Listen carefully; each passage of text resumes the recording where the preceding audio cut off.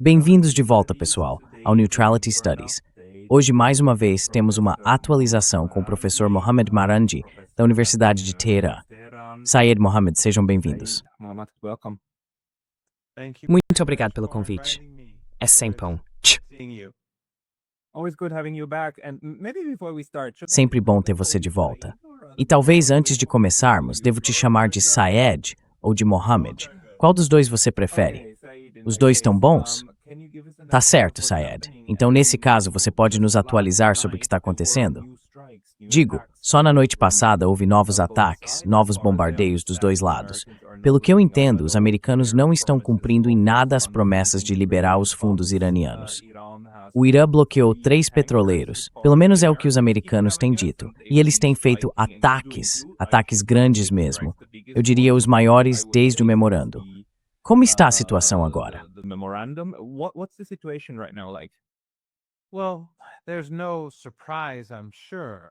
Bom, não é nenhuma surpresa, tenho certeza, que os americanos estão violando o memorando de entendimento que o Irã e os Estados Unidos assinaram.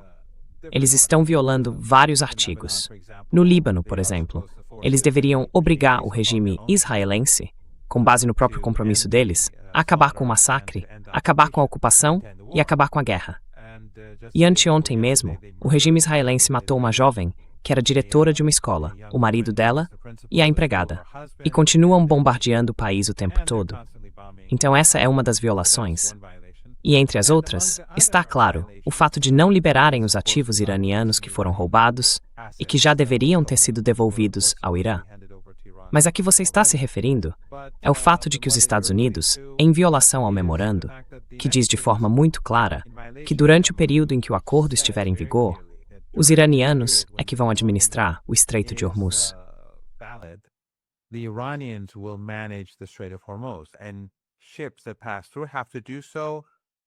E os navios que passam por ali têm que fazer isso sob a supervisão dos iranianos. O que os americanos fizeram foi abrir seus próprios corredores, o que é uma violação clara do memorando de entendimento. Então, os iranianos vêm avisando há vários dias que isso não é aceitável e que os navios precisam se mover sob supervisão iraniana.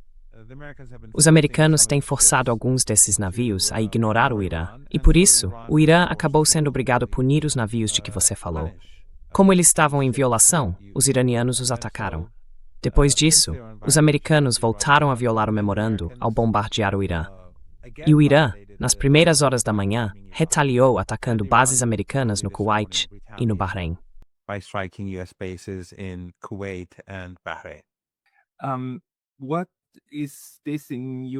Na sua avaliação, o que isso vai causar em todo o processo? Digo, não que os americanos tenham sido, de qualquer forma, totalmente fiéis ao que prometeram no memorando de entendimento.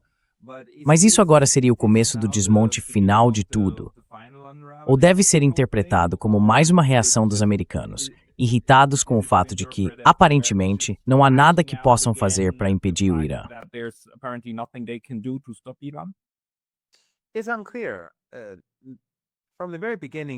Não está claro.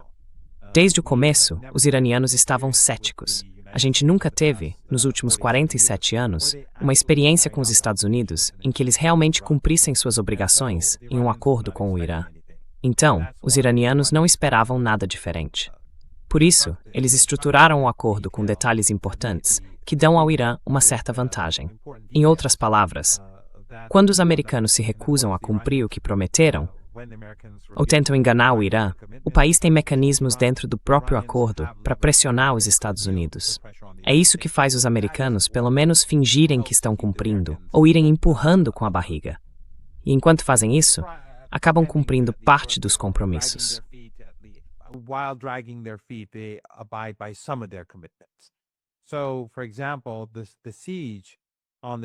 Por exemplo, o cerco ao Estreito de Hormuz foi suspenso, aliás. E o motivo é simples. Se eles impuserem o cerco, o Irã também vai proibir a passagem de navios pelo Estreito de Hormuz. Essa é a única razão pela qual os americanos suspenderam o cerco. E se os Estados Unidos deixarem de cumprir seus compromissos, como estamos vendo, ao não liberar os ativos iranianos, ao tentar minar a autoridade do Irã sobre o Estreito de Hormuz, E ao permitir que o regime israelense continue com os massacres, então os iranianos poderão reduzir o ritmo de passagem dos navios pelo estreito. E isso, claro, pressiona Trump e a economia americana. Então, neste momento, os Estados Unidos estão em violação, e isso não é do interesse deles.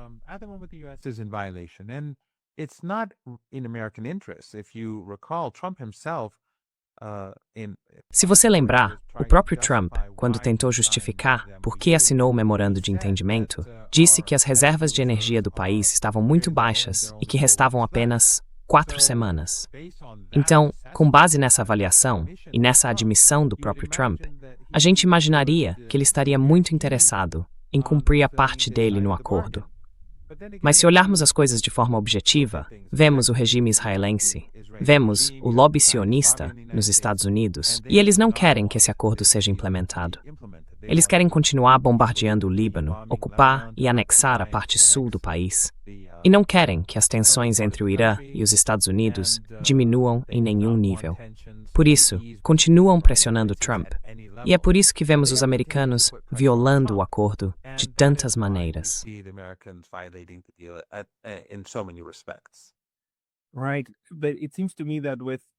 Certo. Mas me parece que com o Estreito de Hormuz, o Irã realmente encontrou um ponto de dor sério para os Estados Unidos.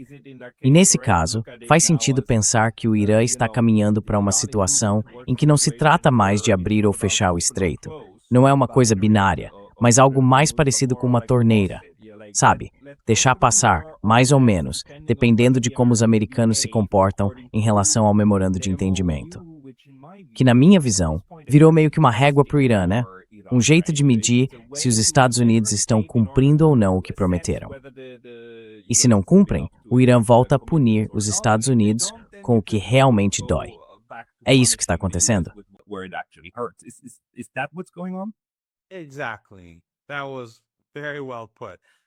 Exatamente. Foi muito bem colocado. Se os Estados Unidos cumprirem seus compromissos de acordo com o que foi estabelecido no acordo, o Estreito de Hormuz volta ao normal. Agora, se os Estados Unidos se recusarem a cumprir esses compromissos, dependendo do grau dessa recusa, os iranianos poderão limitar o número de navios que passam pelo estreito. Claro que o Irã também tem outra forma de pressão, que é o programa nuclear. Os iranianos já disseram que, se os Estados Unidos não cumprirem o que prometeram, nunca vai haver negociações sobre um acordo final em relação ao programa nuclear iraniano e ao regime mais amplo de sanções. Então, se Trump quer um acordo sobre o programa nuclear, ele precisa cumprir seus compromissos. Se ele quer que o fluxo de energia e de outros recursos continue passando pelo Estreito de Hormuz, como acontecia há 5 meses, vai ter que cumprir o que foi acordado. Caso contrário, ele vai acabar prejudicando a própria economia e também a economia global.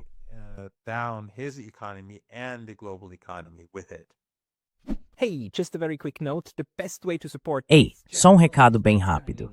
A melhor forma de apoiar o canal é se inscrevendo na minha newsletter gratuita no Substack. Você também pode ajudar com uma assinatura paga por lá ou pegar alguns dos nossos novos produtos em neutralitystudies.com. Os links estão aqui embaixo. Te vejo por lá. Agora, sobre a questão do acordo nuclear que o Trump diz que quer. Será que ele quer mesmo?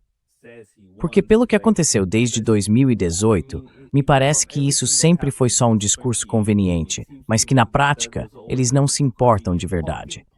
É mais algo para balançar na frente dos iranianos, para fazer eles pularem por dentro dos aros.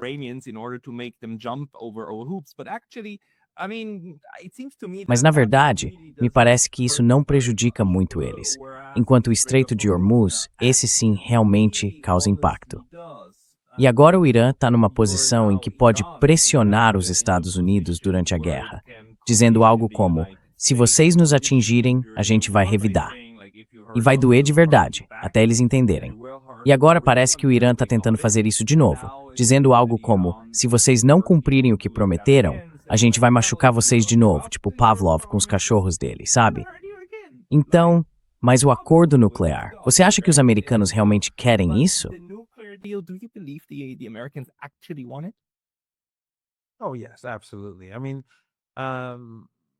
Ah, sim, com certeza. Quer dizer, você está absolutamente certo. No fim das contas, se o Trump não conseguir um acordo nuclear, ele simplesmente vai mudar de assunto e falar de outra coisa. Ele segue em frente. É isso que ele faz. Quando ele fracassa na guerra das tarifas, ele muda de direção e parte para outro tema. Quando ele fracassa contra o Irã na guerra, ele muda o foco e vai para outro lugar. E a base dele normalmente acompanha. A maioria dos americanos não, mas a base dele continua seguindo. Não importa para onde ele vá, pelo menos por enquanto. Só que o Estreito de Hormuz é diferente. E se o Estreito de Hormuz não estiver aberto, se o comércio não voltar ao normal, aí sim a gente está caminhando para um desastre.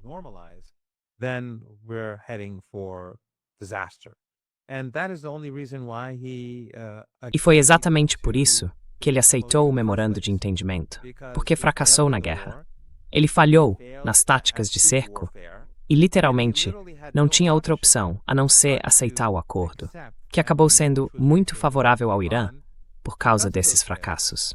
E agora, de novo, por causa da pressão do lobby sionista, do regime israelense, especialmente em relação ao Líbano, mas também em várias outras questões, ele tenta evitar cumprir os compromissos que assumiu. Mesmo assim, espera que os iranianos cumpram os deles. Mas isso simplesmente não vai acontecer, como a gente viu nas últimas 24, 36 horas.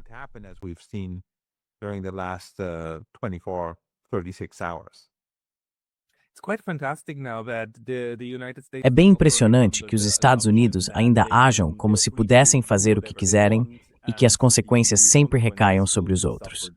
Mas o Irã encontrou um jeito de mudar essa realidade. Agora, qual é a sua avaliação sobre os países do Golfo? Uma coisa que me chamou a atenção é que algumas das negociações, inclusive as de acompanhamento, estão acontecendo no Catar. Porque veja, o Catar também não tem exatamente uma boa relação com o Irã. Mesmo assim, a gente está vendo outros países do Golfo, como a Arábia Saudita, que enviou uma delegação para o funeral do Ayatollah Ali Khamenei. O que está acontecendo ali?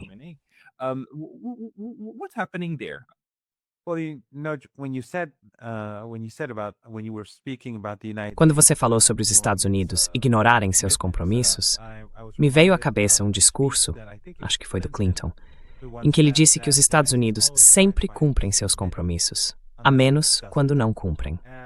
Pois é, eles estão acima da lei, e isso é o chamado excepcionalismo americano. Na verdade, há semelhanças bem marcantes entre o excepcionalismo americano e o sionismo, no sentido de que ambos se colocam acima e além de todos os outros. Então, se outro país não cumpre seus compromissos, ele pode ser punido. É considerado fora da lei. Mas se os Estados Unidos não cumprem os deles, é porque acham necessário seguir um caminho diferente. Para eles, tudo o que fazem é legítimo, inclusive a guerra no Iraque, entre outras coisas, e agora a guerra contra o Irã. Mas se qualquer outro país viola um acordo, é imediatamente condenado.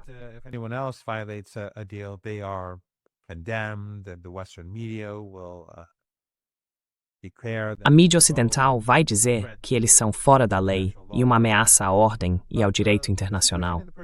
Mas a situação no Golfo Pérsico, na verdade, é bem instável, eu diria, especialmente no que diz respeito às relações entre o Irã e aqueles 5 países que ajudaram os Estados Unidos na guerra.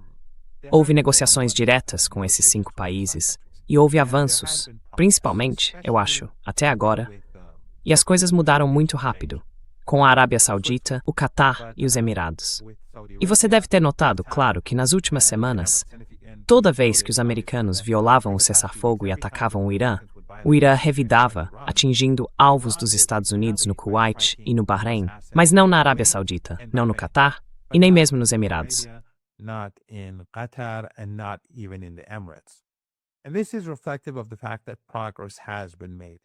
Isso mostra que houve avanços nas negociações bilaterais entre o Irã e esses 3 países. Mas a situação ainda é muito instável. De um lado, os americanos estão minando o memorando de entendimento. Por exemplo, eles estão pressionando os petroleiros desses países a ignorar o acordo e passar pelo corredor estabelecido pelos Estados Unidos. E quando o Irã é forçado a atacar esses navios, isso complica ainda mais a relação entre o Irã e esses países. Por outro lado, o Irã rompeu o cerco que a Arábia Saudita impôs ao Iêmen e enviou um avião comercial para Sanaa, a capital do país.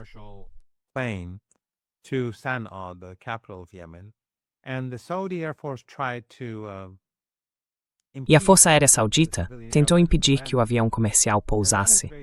E isso é algo muito perigoso de se fazer. O avião acabou pousando e o segundo avião também foi para o Iêmen. Mas isso mostra como a situação está instável, quando os sauditas, ao mesmo tempo em que negociam com os iranianos, também ajudam os americanos a enfraquecer o memorando de entendimento, enviando petroleiros pelo estreito, ou tentando fazer isso, e ainda assediando aviões comerciais iranianos. Então as coisas melhoraram um pouco com alguns desses países. E os sauditas, como você bem lembrou, enviaram uma delegação para o funeral, assim como o Catar.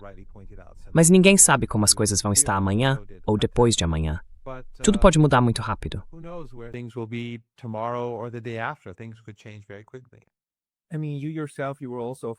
Quer dizer, você mesmo também esteve presente nessas cerimônias fúnebres, claro. Chegou a ver as delegações do Catar e da Arábia Saudita? Como elas foram recebidas no Irã, afinal? Quero dizer, qual é a resposta diplomática do Irã diante de países com os quais ainda há uma espécie de guerra? E como isso se desenrolou também no nível humano?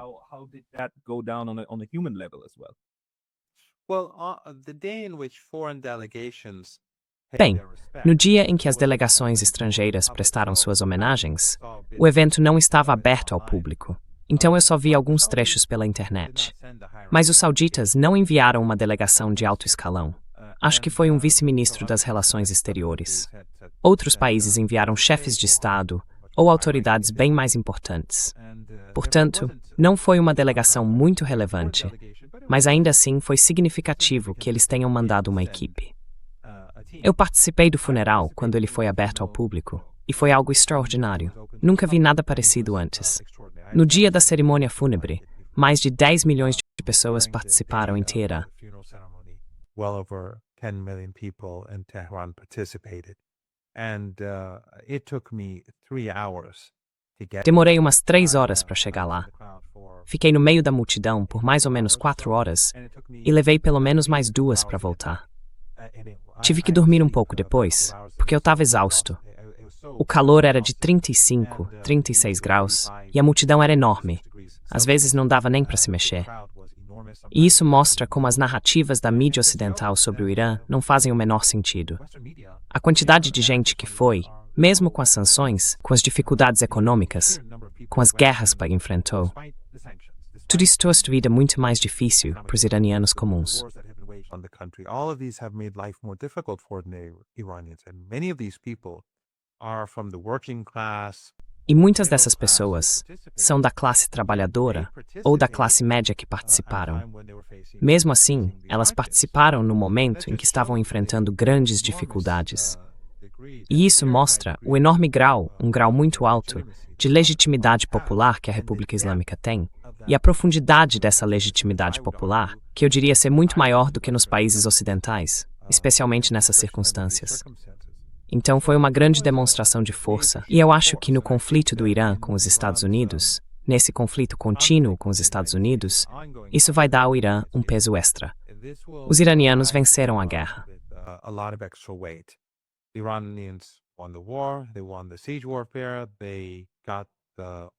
Eles venceram a guerra de cerco. Conseguiram um bom acordo com os Estados Unidos, embora muitos iranianos achem que esse acordo não é suficiente, que é inadequado. E eu encontrei muita gente na cerimônia fúnebre que criticava o acordo, mesmo que no Ocidente a maioria diga que foi uma capitulação americana.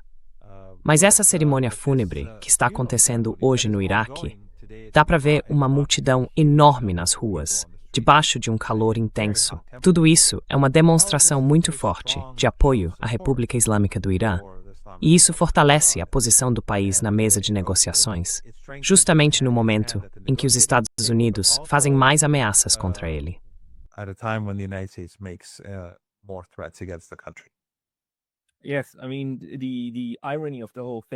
Sim, quer dizer, a ironia de tudo isso é que os Estados Unidos estavam imaginando um tipo de levante popular contra o governo, né? E agora, no funeral do líder da República Islâmica, a gente vê esse mesmo povo mostrando apoio.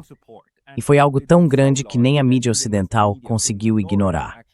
Eles tiveram que noticiar, mesmo que de forma meio relutante, embora, claro, estejam diminuindo os números e tentando esconder o que puderem. Mas isso é só mais uma parte do sucesso do Irã Senate, bem no campo da propaganda e da comunicação. Also on the propaganda front or on the media front. I mean, if Iran decided at some Quer dizer, em algum momento o Irã decidiu, ao que parece, não deixar o campo livre só para propaganda ocidental, mas entrar no jogo também.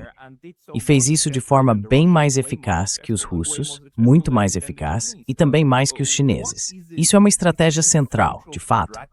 Ou é algo que aconteceu naturalmente, uma forma de certos setores da sociedade iraniana tentarem, sabe, não entregar à opinião pública mundial, mas dizer, gente, olha para isso de verdade. Well, a lot of young people have been involved. And, of Bom, course, muita gente jovem tem se envolvido. E claro, o público em geral também, participando todas as noites durante a guerra e durante o cerco, nas ruas de várias cidades do Irã. A presença dessas pessoas foi vista pelo menos nas redes sociais, além das fronteiras do país.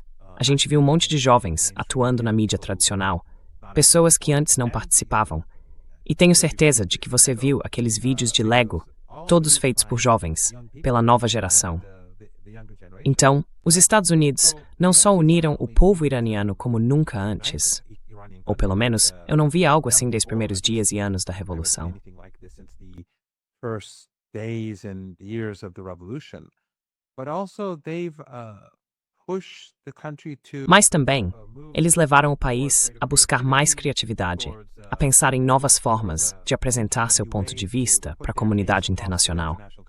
E isso é especialmente interessante, porque o Irã nunca foi muito bem sucedido em campanhas de propaganda. O Irã sempre foi péssimo em propaganda. Pior que os russos. Quer dizer, os russos não são muito bons, mas os iranianos sempre foram piores que eles. Os chineses, claro. Eu acho que ficam atrás dos outros quando o assunto é mídia e esse tipo de coisa. Eles são excelentes em tecnologia e em áreas de alta tecnologia, mas nessas áreas ficam para trás. Só que o Irã não tinha um histórico de sucesso, e essa mudança tem sido notável. Mas algumas coisas ajudam os iranianos. But a couple of things help the Iranians, and that is Trump. Trump is so E é isso que é o Trump. O Trump é extremamente destrutivo para a imagem dos Estados Unidos. E o Netanyahu é tão destrutivo para a imagem do Ocidente coletivo que isso acaba facilitando muito para países como o Irã, para os palestinos, para os libaneses, apresentarem seus argumentos e serem ouvidos por pessoas em toda a comunidade internacional. Isso fez com que muita gente, que não é iraniana, nem palestina, nem libanesa, em várias partes do mundo, passasse a amplificar essas vozes. Então, embora o Irã tenha tido mais sucesso até certo ponto, os Estados Unidos e o regime israelense basicamente criaram uma rede de jovens ao redor do mundo que estão amplificando as vozes dos oprimidos e expondo o comportamento ilegal e genocida do Império. illegal and genocidal behavior of the empire. De novo, é muito difícil para mim entender como uma administração inteira, todo um aparato nos Estados Unidos, pode não perceber o quanto algumas dessas ações acabam sendo autodestrutivas. E aí, para completar, como a cereja do bolo, vem o jeito que os Estados Unidos se comportam na Copa do Mundo da FIFA. O tratamento injusto com a equipe do Irã, a decisão injusta do cartão vermelho e o fato de o Donald Trump ter interferido pessoalmente para reverter aquilo. É impressionante, sinceramente, quantas coisas eles estão fazendo para mostrar ao mundo o que realmente significa essa tal de ordem internacional baseada em regras. O cartão vermelho é praticamente o melhor exemplo disso, né? Regras para os outros, e quando não é conveniente para a gente, é só pegar o telefone e desfazer as regras. É difícil até falar sobre isso, mas você tem alguma ideia de em que fase do Império Americano a gente está agora? What kind of stage in US empire are we in here? You know, as soon as you began to speak, Sabe, assim que você começou a falar, eu pensei comigo, você vai dizer isso. Você vai falar sobre o cartão vermelho. E é um exemplo muito interessante de como os Estados Unidos simplesmente não se importam com a forma como são vistos pelo resto do mundo e de como são abertamente corruptos. É meio parecido com os negócios do Trump e os negócios da família dele, que fazem com que as elites do passado nos Estados Unidos, ex-presidentes, os Clintons ou outros, pareçam muito limpos em comparação. Quer dizer, a Fundação Clinton era uma organização de pague para participar. Você fazia uma doação para a Fundação Clinton e ganhava acesso aos Clintons. E claro, tem também o Hunter Biden. The Clintons, and of course Hunter Biden, but now when you compare Hunter Biden and the Clintons to Mas agora, quando você compara o Hunter Biden e os Clintons com o que o Trump está fazendo hoje, parece até que eles viram santos quando o assunto é negócios. Em comparação, claro. É tudo tão claro, tão escancarado. E também o fato de que os Estados Unidos depois, quer dizer, eu nem sou uma pessoa ligada ao futebol, mas os Estados Unidos perderam de 4-1. Perderam feio depois de abusar das regras e regulamentos da FIFA. Isso, para mim, é simbólico da posição em que o país está hoje. Quanto mais ele abusa, mais é agressivo, mais viola o direito internacional, apoia genocídios, ataca países como o Irã sem nenhuma justificativa. E mesmo assim, está fracassando em tudo. Está fracassando no mundo inteiro.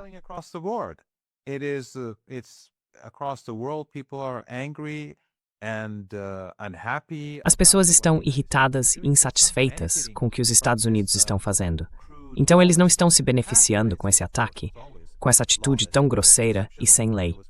No passado, os Estados Unidos, claro, sempre agiram fora da lei.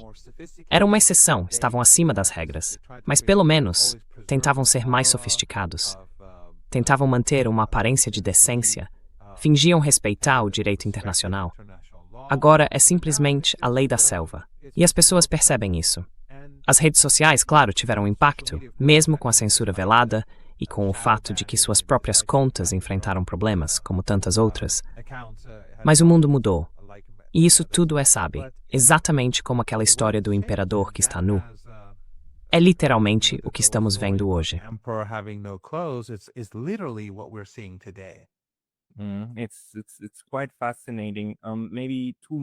É bem interessante. Talvez eu queira sua opinião sobre mais duas áreas. A primeira é o Líbano. Eu conversei com o Laith Marouf, um jornalista nascido na Síria, com raízes sírias no Líbano, e ele relatou que agora há uma diferença qualitativa nos ataques. E embora os israelenses se recusem a recuar, e apesar de terem feito esse acordo falso com o governo colaboracionista em Beirute, no geral, o que eles conseguem fazer agora parece estar limitado. Os americanos parecem exercer uma certa pressão que os israelenses claramente não gostam. E há uma diferença qualitativa na forma como esses ataques estão sendo conduzidos, especialmente contra a população civil. Qual é a sua avaliação sobre o Líbano?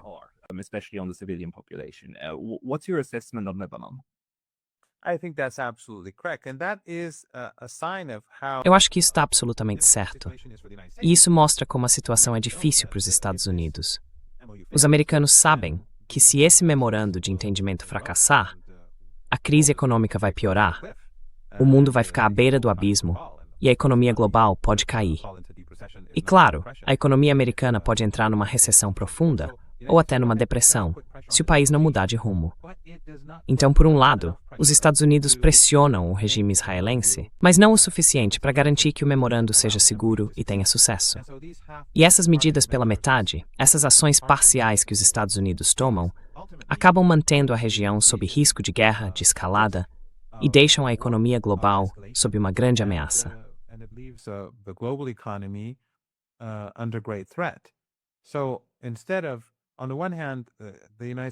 Então, em vez de, por um lado, os Estados Unidos obrigarem o regime israelense a reduzir o massacre e a não atacar a cidade de Beirute, por outro lado, eles também não o obrigam, de acordo com o memorando de entendimento, a se retirar e parar completamente com as mortes.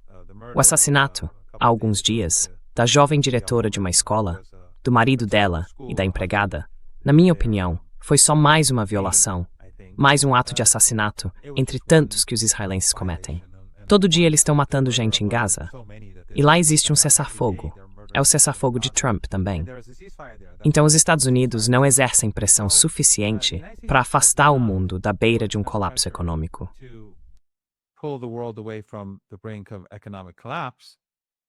But on the other hand, it recognizes Mas, por outro lado, ele reconhece o quão grave é a situação, então tenta exercer algum tipo de pressão. E é isso que estamos vendo com os Estados Unidos, tentando abrir um corredor, em violação ao memorando de entendimento, no Estreito de Hormuz. Eles estão descumprindo o acordo e sabem que isso vai gerar tensões. Mesmo assim, não conseguem evitar e acabam provocando os iranianos a atacar aqueles petroleiros. Aí os Estados Unidos atacam o Irã. Depois os iranianos atacam os Estados Unidos. E ninguém sabe o que pode acontecer amanhã ou depois de amanhã. Então isso, na minha opinião, mostra que o Trump, na verdade, apesar da forma como tenta se apresentar,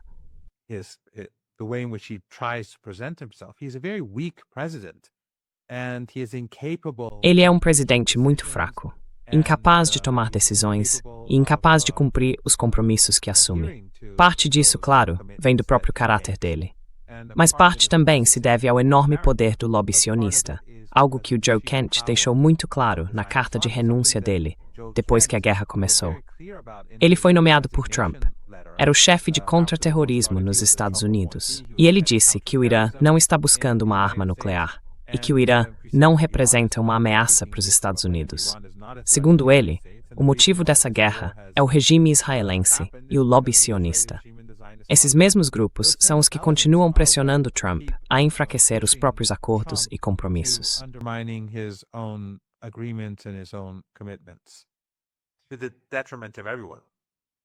Em prejuízo de todo mundo, né? Certo. E a maioria das pessoas com quem eu converso no meu canal está totalmente convencida de que o que a gente está vendo agora é só um intervalo e que a guerra em si provavelmente não acabou. Que a próxima rodada vai acontecer, seja ainda este ano, seja no ano que vem. A gente já viu isso. Teve a guerra de 12 dias, depois outras agressões e agora a guerra de 40 dias. E olha, os americanos agora estão só ganhando tempo, né? Tipo, recuam, se rearmam e atacam de novo em outro momento. O que você acha que é a estratégia do Irã agora para lidar com essa ameaça tão real? Porque de um lado tem o Estreito de Hormuz, mas de outro, os americanos podem a qualquer momento decidir, vamos tentar de novo, sabe? Mais 40 dias de bombardeio, talvez dessa vez. Fazer isso 4, 5, 6, 10, 12 vezes, até dar sorte, algo assim. E esse também não é um cenário nada bom para o Irã. Guarda-se Stimfan para evitar isso. What do you think they're doing to prevent that? Não está claro para onde os americanos vão levar isso. E as chances de outra guerra não são nada pequenas. Pode ser que os Estados Unidos só estejam ganhando tempo. Pode ser também que o país esteja sem rumo, sem saber para onde ir, enquanto os sionistas empurram numa direção e outros, com medo das consequências econômicas, tentam empurrar para outra. Ninguém sabe ao certo. E com o Trump, nunca dá para prever o que vai acontecer amanhã. Na verdade, nem dá para saber o que vai acontecer daqui a 2 horas. É totalmente imprevisível.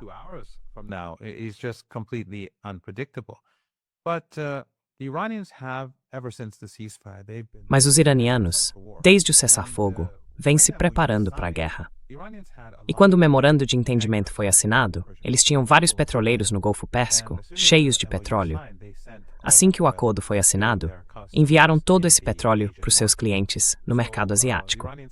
Então os iranianos têm aproveitado essa oportunidade para reconstruir seus estoques, ampliar suas bases subterrâneas de mísseis e drones, trazer novas tecnologias para suas capacidades e para a indústria de defesa, e expandir os centros de comando e controle.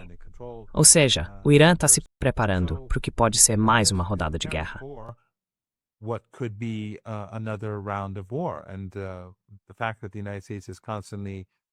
E o fato de os Estados Unidos estarem constantemente violando o acordo, atacando o Irã, como vimos ontem à noite, e forçando o Irã a responder, como vimos hoje de manhã, mostra claramente que nunca estamos muito longe de uma guerra total. Mas o problema que os Estados Unidos enfrentam é que as faltas que vemos no mundo todo são enormes. E há 4 meses, essas faltas só aumentam. E isso não vai desaparecer tão cedo. Então, se os Estados Unidos, nos próximos meses, seja antes ou depois das eleições de meio de mandato, começarem outra guerra, a velocidade com que a economia global vai caminhar para uma crise será muito maior do que quando essa guerra começou, porque nós já estamos quase lá. almost there. And as I've seen on your show in discussions with E como eu já vi no seu programa, nas conversas com especialistas, gente que entende de economia, um assunto sobre o qual eu sei muito pouco, eu ouço essas pessoas só para ter uma noção geral do que está acontecendo. E mesmo sem a crise de energia, a economia global já está caminhando para um lugar muito perigoso. Então eu acho que se os Estados Unidos quiserem reiniciar uma guerra, os iranianos vão estar mais preparados militarmente do que antes. E a economia mundial vai estar muito mais perto de um colapso. Por isso, eu não acho que essa guerra duraria muito, nem que traria qualquer sucesso para os Estados Unidos. Mas, como o Trump é o Trump, e como o lobby sionista e o regime israelense têm uma influência enorme, por mais louco que pareça os Estados Unidos entrarem em outra guerra, eu não apostaria em nada.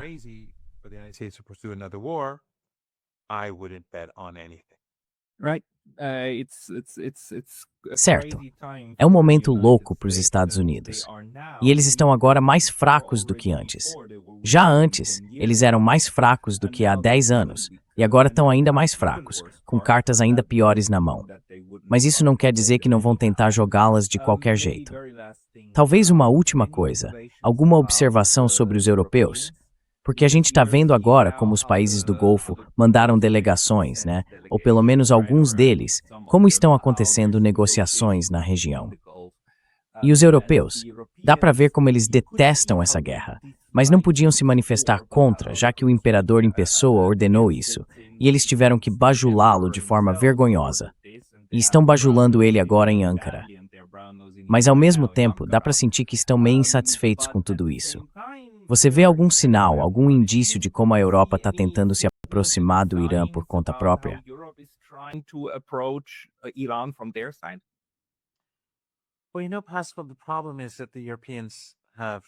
Olha, Pascal, o problema é que os europeus não têm a menor ideia. Eles vêm se enfraquecendo há muitos anos. A crise na Ucrânia só cresce, e eles já têm problemas de sobra para lidar com as próprias questões internas. O primeiro-ministro britânico, que não tem apoio popular, agora está sendo forçado a sair. E vai ser substituído por alguém tão impopular quanto ele. O presidente da França é desprezado. O chanceler da Alemanha é desprezado. A Europa está numa situação terrível. Eles destruíram a própria economia, ou estão destruindo suas economias. Estão caminhando para a desindustrialização, com uma série de políticas tolas, mas também por sancionar os russos e permitir que os americanos, sob o governo Biden, acabem com a relação entre eles e a Rússia.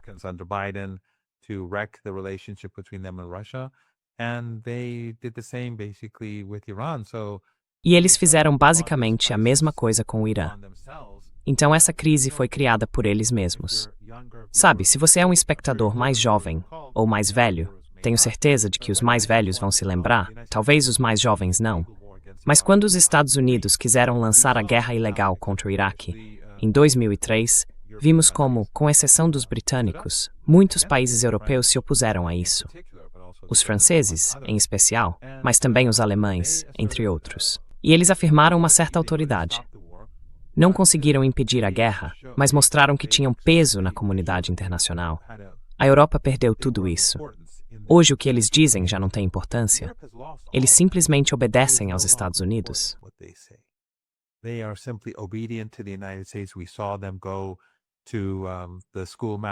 A gente viu eles indo até o mestre-escola em Washington, todos sentadinhos, educados, como se fossem crianças pequenas diante do Trump. A gente vê o secretário-geral da OTAN o tempo todo bajulando o Trump. E vemos a economia europeia desmoronando, enquanto o antagonismo contra a Rússia só aumenta. E isso só traz mais morte, destruição e sofrimento. A Europa está se tornando, não quero dizer, sabe, quando falamos irrelevante, é em termos relativos, mas em termos relativos, está ficando irrelevante. Então, para Teherã, eles já não são mais importantes. E o Irã, no passado, quando se tratava do dossiê nuclear, negociava com os europeus e tentava resolver algumas questões com os Estados Unidos por meio dos europeus.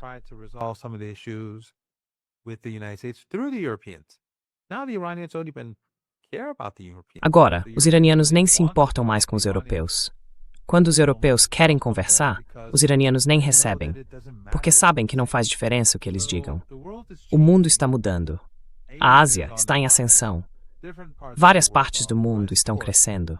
E claro, com a crise de energia que estamos vendo hoje, ninguém sabe onde o mundo vai estar daqui a 6 meses ou daqui a 1 ano. Tomara que isso não leve a uma catástrofe, mas é uma situação perigosa. No mundo de hoje, a gente vê os países do BRICS, os países da Organização de Cooperação de Xangai e muitos outros ao redor do planeta, todos avançando, ficando relativamente mais fortes. E, na minha opinião, são os europeus que estão em declínio. E até mais rápido do que os Estados Unidos. Even more rapidly than the United States. They sure love their roller coasters. Eles realmente adoram montanhas russas. Fico me perguntando se isso vai voltar a subir para eles algum dia, porque eu concordo totalmente com a sua análise aqui. Foi um ótimo panorama. Muito obrigado por isso. Eu sempre te pergunto, se as pessoas quiserem te encontrar ou ler o que você escreve, é só te procurar no Google, no YouTube e pelos seus textos na internet, certo? Você não tem um lugar onde reúne todas as suas análises, tem? Where you gather your analysis is there. No, I've been removed from Não, Instagram and eu fui Facebook. removido do Instagram e do Facebook faz tempo. Então, eu só tenho uma conta no Twitter e um canal no Telegram, com o link lá no meu Twitter. Mas, fora isso, eu não tenho feito muita coisa online. But other than that, I don't have. I don't have much. I'm not doing much online. Além de compartilhar sua análise com canais como o meu, professor Sayed Mohammad Marandi. Well, that's because of your hard Bom, work. isso é por causa do seu trabalho duro. E também porque você me convidou. Então, na verdade, é o seu mérito. E eu só estou acrescentando uma pequena contribuição ao seu excelente canal. I'm always glad to Fico sempre feliz em ouvir a visiteira e a sua interpretação das coisas. Então, Sayed, muito obrigado pelo seu tempo hoje. so much for your time today. É sempre uma honra. Thank you Muito very obrigado much. por me receber.